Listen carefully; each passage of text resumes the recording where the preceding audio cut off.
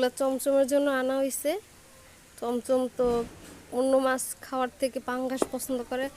চমচম কি, চমচমের মাও পাঙ্গাস পছন্দ করে। পাঙ্গাস, এখন এই পাঙ্গাসগুলো ধোয়া হবে এই ঝিক দিয়ে নিজে।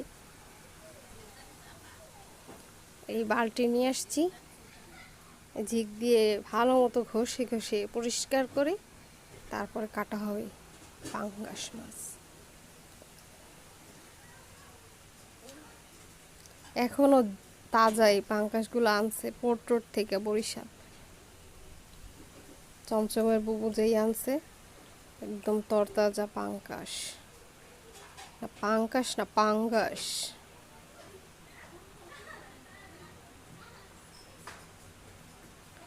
এখনো নড়াচড়া করতেছে পাঙ্গাস।